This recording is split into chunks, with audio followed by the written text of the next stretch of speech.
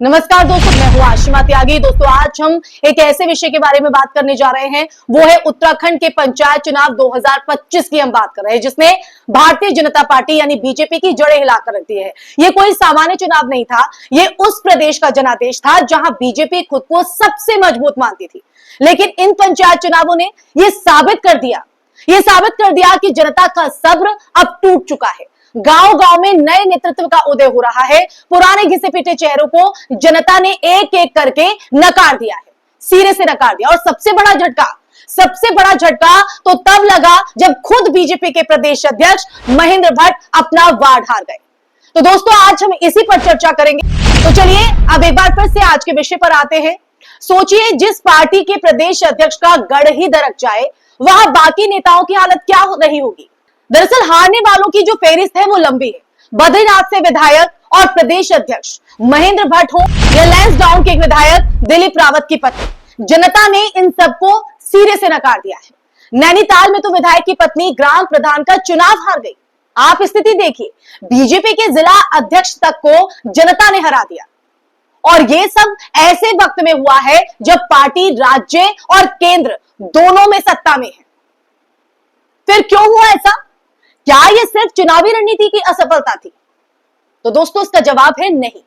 ये जनता के गुस्से की सुनामी थी, जो सालों से भीतर ही भीतर पक रही थी, या कहें कि पनप रही थी, जो इस तरह से जवाब दिया गया जनता की तरफ से। जनता बेरोजगारी से त्रस्त है, महंगाई के इस बोझ से दब गई है और शिक्षा और स्वास्थ्य सुविधाएं गांवों में दम तोड़ रही है। लेकिन बीजेपी सरकार को इन चीजों की फिक्र कम और इवेंट्स की फिक्र ज्यादा है। इस बात को जनता भी समझ गई। उत्तराखंड की जनता विकास के नाम पर सिर्फ नारों को जो कारोबार है वो चलता रहा, लेकिन जमीनी हकीकत के सामने वो नारे हवाई साबित हो गए। और ये गुस्सा तब और बढ़ जाता है या बढ़ गया जब सावन के महीने में कांवड़ यात्रा के नाम पर जिस तरह की गुंडागर्दी हुई, वो पूरे समाज को, जी हां, पूरे समाज को शर्मसार कर गई। वो कैसे? दरअसल सड़कें जाम, दुकानों पर जबरन ताले, आम हिंदू मुसाफिरों तक को परेशानी झेलनी पड़ी। ये किस धर्म की सेवा थी दोस्तों? कई जगह मुसलमानों को तो छोड़िए, हिंदू खुद इस उत्पात से परेशान हो गए।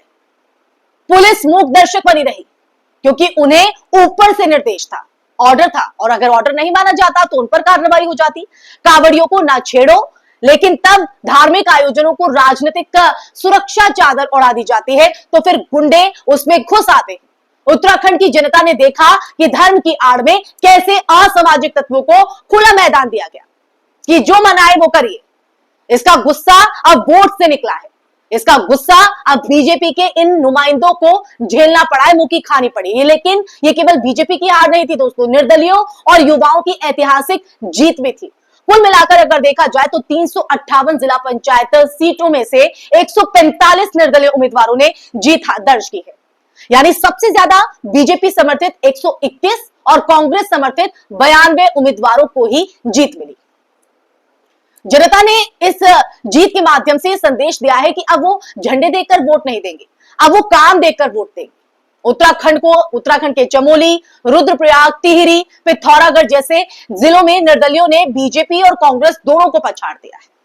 और मजेदार बात तो यह है, दिलचस्प बात तो यह है कि कई निर्दलीय विजेता युवा और महिलाएं थी दोस्तों।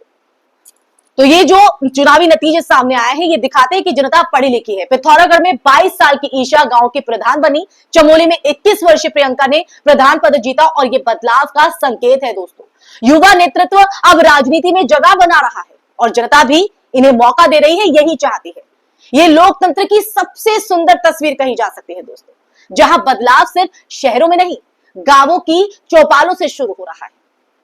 क्योंकि अक्सर हम देखते हैं कि शहरों में बदलाव होता है जो गांव तक पहुंचता है, लेकिन यहां पर गांव की तरफ से इस तरह की एक मिसाल पेश की गई है कि युवाओं को आगे दीजिए, युवाओं के हाथ में नेतृत्व आना चाहिए। शायद उनकी युवा सोच उनके क्षेत्र को, उनके प्रदेश को, उनके शहर को, उनके इलाके को, उनके देश को आगे बढ़ा सके।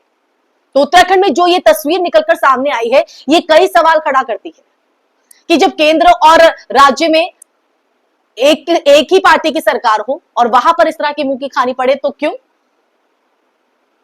ये सवाल खड़ा होता है दोस्तों। तो ये संकेत गांव की तरफ से युवा नेतृत्व अब राजनीति में जगह बना रहा है, और जनता इन्हें साफ तौर पर जिस तरह से उत्तराखंड से तस्वीर नजर आई है, वो ये संकेत दे रही है कि अब मौका युवाओं को दिया जाए।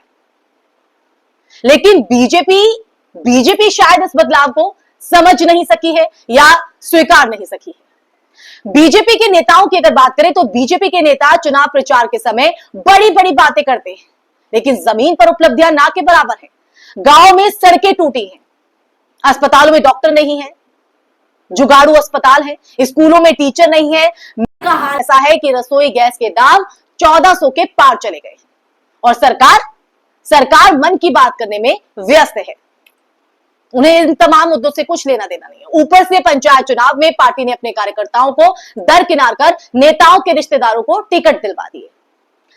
अब ऐसे में जनता ने इसे वंशवाद का नमूना मानते हुए ये डिसाइड कर लिया कि अब जवाब देना, और ये करारा जवाब दे दिया है।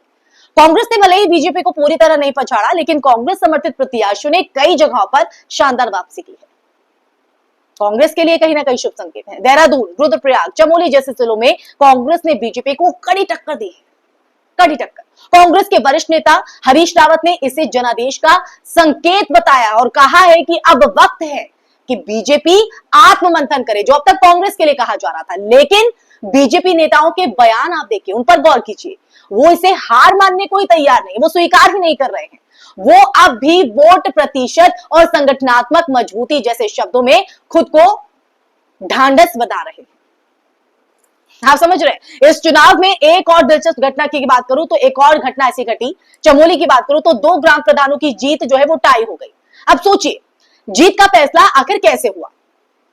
वहां चुनाव आयोग ने लकी ड्रॉ कराया, एक एक पर्ची निकालकर विजेता घोषित किए गए। यही लोकतंत्र की खूबसूरती है दोस्तों। इसलिए आज हम इस पर चर्चा कर रहे हैं, जहां पर्ची भी जनादेश का हिस्सा बन जाती है। लेकिन इस पूरी प्रक्रिया ने यह भी साफ कर दिया कि मुकाबला बहुत कड़ा था और जनता बेहद जागरूक हो चुकी है। अब जनता गुमराह नहीं होने वाली है। आप भी मानते हैं ना इस बात को? आखिर में बड़ा सवाल अब दोस्तों ये है कि क्या ये पंचायत चुनाव 2027 के विधानसभा चुनाव का ट्रेलर है? क्या बीजेपी को जनता अब नकारने लगी है? अगर हां, तो उसे अभी से खुद को दुरुस्त करना होगा, लोगों की समस्याओं को समझना होगा, वादों को निभाना होगा जो मंच से किए जाते हैं लेकिन धरातल पर तस्वीर नजर नहीं आती। और सबसे जरूरी लोकतंत्र को सिर्फ जीत का माध्यम नहीं, जनता की सेवा का माध्यम मानना होगा। नहीं तो ये पंचायत चुनाव सिर्फ शुरुआत है। अगले चुनावों में जनता इससे भी बड़ा संदेश दे सकती है। तो अब समझना बीजेपी वालों को है, जो जनता को बेवकूफ समझ रहे थे, लेकिन अब जनता पढ़ी लिखी है, साक्षर है, वो अपने फैसले ले सकते हैं। इसलिए हम ये कह सकते हैं कि उत्तराखंड पंचायत चुनाव ने न सिर्फ नेताओं की जमीन खिसकाई, बल्कि सत्ता के गलियारों में बैठे अहंकारी चेहरों को भी आईना दिखाया है। जनता अब खामोश नहीं है, वो सवाल भी पूछ रही है, जवाब भी मांग रही है, और जरूरत पड़ने पर सत्ता बदलने से भी नहीं हिचक रही है। तो उत्तराखंड की जनता ने तो ये कहीं ना कहीं अपने अमल में ले आई है, और पंचायत चुनाव में जो तस्वीर निकलकर सामने आई है वो हम सब उससे वाकिफ हैं। तो ऐसे में आप लोगों से भी अपील है दोस्तों कि आप भी आवाज उठाइए, सवाल पूछिए। जरूरी है देश के लोकतंत्र को बचाने के लिए, देश हित में कदम उठाने के लिए। इसी के साथ इस वीडियो में फिलहाल के लिए बस इतना ही। फिर हाजिर होंगे एक नए विषय के साथ। अगर आपको मेरी वीडियो पसंद आई हो तो कमेंट बॉक्स में कमेंट करके जरूर बताइएगा दोस्तों। साथ ही साथ इस वीडियो को ज्यादा से ज्यादा शेयर कीजिएगा। तब तक के लिए अब अगली वीडियो में मैं फिर एक नए मुद्दे के साथ हाजिर होंगी। तब तक के लिए आप अपना ख्याल रखिए। जय हिंद, जय भारत, नमस्कार।